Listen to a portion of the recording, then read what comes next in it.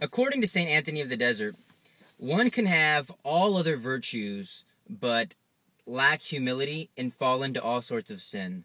But if somebody has no virtues whatsoever and only humility, this person can be saved from all acts of sin. Now, this is because of two things. Humility, we're going to learn, is the most important of all the virtues, of the virtue that we need to acquire the most if we want to make any spiritual progress. And this is for two reasons. First and foremost is because we receive grace according to the mode of anything we receive. In philosophy, we learn that all things are perceived and received according to the mode of the receiver, or according to the disposition of the soul. And this is especially important for us as we consider the sacraments. And then the second thing is that in the spiritual life, humility is the virtue necessary that disposes us the most to receive grace. So all grace is received according to the mode of the receiver, according to the disposition of the receiver. And two, humility makes us most disposed to receive the most grace possible. Now, humility can be seen in two things. It's very balanced. A lot of times people believe that humility is like treating yourself like dirt, XYZ. And in reality, humility is treating yourself and treating others with the truth. It's the truth about who you are. It's the truth about who God is. Now, according to St. Francis de Sales, the humility consists of two things. It consists, one, in distrust of yourself, and two, great confidence in God. Now, I'm going to give you an example before we get into how we attain this virtue in a greater way. I'm going to give you an example of the difference humility makes. For example, I know as a teacher, I have students, and in particular, when I pray for young ladies and their purity, I pray for two things. I pray for their purity, and then I pray for one, first and foremost, their humility. Why is that? Because without humility, a person who has noticed themselves to be a chaste and holy person, or pure person, and purity and holiness by St. Alphonsus Liguori are practically synonymous. So a person who has the great virtue of purity and holiness, what does this mean? This means that this person doesn't give in to their temptations as easily as most do, okay?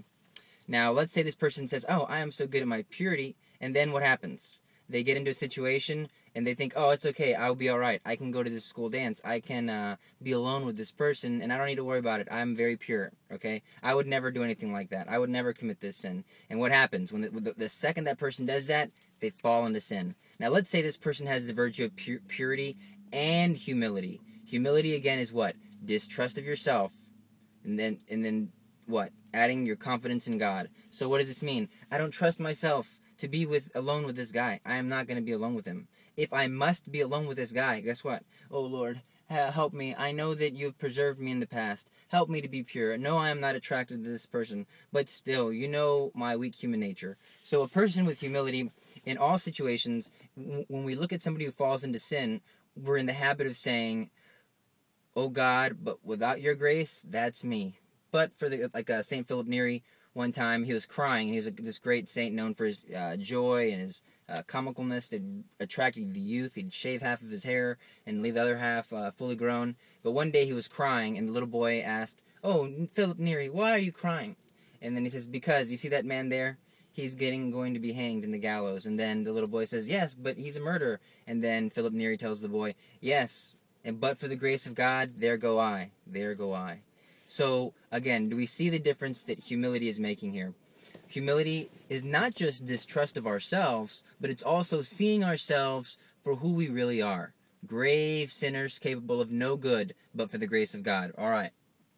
Now, again, here goes another example of the difference that humility will make. Let's say, for example, there are two individuals, one with the great gift of humility, and one who suffers from pride, which we all suffer from pride, so basically somebody without the great virtue of humility. And let's say they're both assigned to mop the floor. One person goes mopping the floor with great humility. Oh, I'm dirt. I don't even deserve to be mopping this floor. Praise you, Lord Jesus. I offer you this act. I love you so much. I will do this with the greatest love possible because I am your slave. I am your servant. And it must be pleasing to you if this is my vocation. This is where you've put me here in life. Oh, wow. This guy's so holy. This guy's going to be a saint, man. And, oh, Lord, help me to do this the best and get all the grace. And next thing you know, there's this floor shows so shiny. It converts people. Whoa, who did this floor? This is beautiful, right? Versus the guy who lacks humility. I hate this floor. I can't believe they put me to wipe this floor. Stupid kids dropping food all over the floor. And they're grumbling and angry. And what does this mean? With the virtue of humility, it's okay if this guy was pure. It's okay if this guy can be damning himself because of his lack of humility, versus this other person is being sanctified, filled with grace, so holy, living out God's will in the present moment with great joy. So here we have the same action. One person with humility is becoming sanctified by this very action. Another person, the same action, lacking humility, is damning themselves.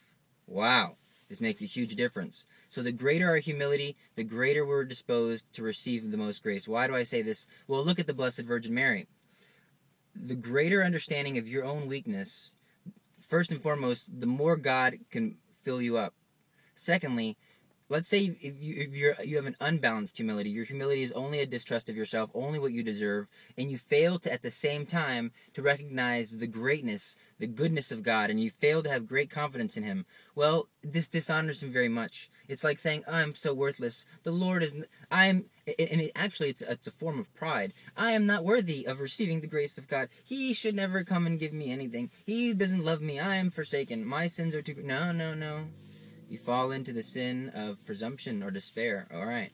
So, what does this tell us? This tells us another thing. And I'm just going to keep giving you a couple more examples of the difference humility will make. Praying the rosary daily.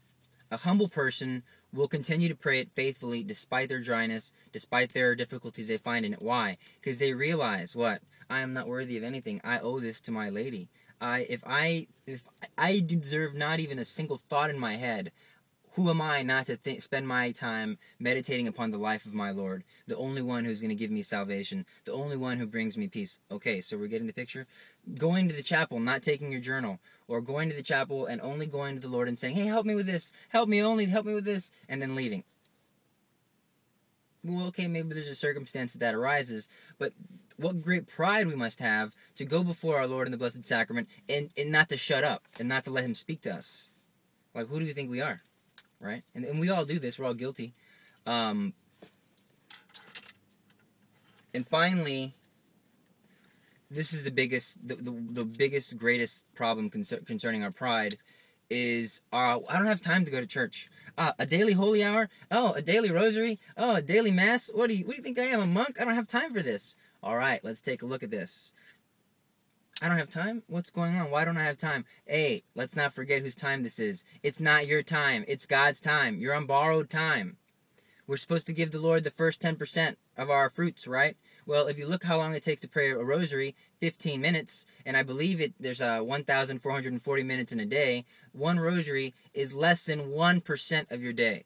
If you were to add one holy hour and 30 minutes of daily mass, and you can do your daily rosary in your holy hour, so it's an hour and 30 minutes, it's 90 minutes. That is less than 9% of your day. Give the Lord the first 10%, and He'll multiply it, okay? It's His time. It's not your time. You're not that important. And then the second part that comes into that, the pride that says, but doesn't God want me to be happy? I'm not going to be happy if I'm so busy. I'm not going to be happy if I'm always at church. You're not always at church 90 minutes a day, all right? You want to be a saint? You want to go to heaven? Or you want to waste your time here and then go to hell for all of eternity even more? Whoa, that's going to be very terrible. You don't want this. Okay, so why do I say, don't you want to be... You can't make yourself happy. Only God can make you happy. He created you. He designed you. Why do you think you're always miserable whenever you do what you want? Whenever kids get to do what they want, when they're little kids and their parents don't reprimand them, that's why they're always in trouble when they get older. Because they've got no, They've got no sense of truth, humility. Now... There's something that's similar about a person who's full of pride and a person who's full of humility. The person who's full of humility thinks to himself, hey, what do I deserve? The person who's full of pride thinks to himself, hey, what do I deserve? I deserve this, I deserve that, I deserve this. The person of humility, I don't deserve this, I don't deserve that, I deserve hell, I deserve pain, I deserve suffering. All right. So a humble person, when their house gets blown over by the tornado, they say, oh Lord, thank you so much. It should be me also who's dead along with my house. The proud person says, oh, Lord, what the heck? I pray every day, and you let my fence get destroyed. Come on, what's the matter with you?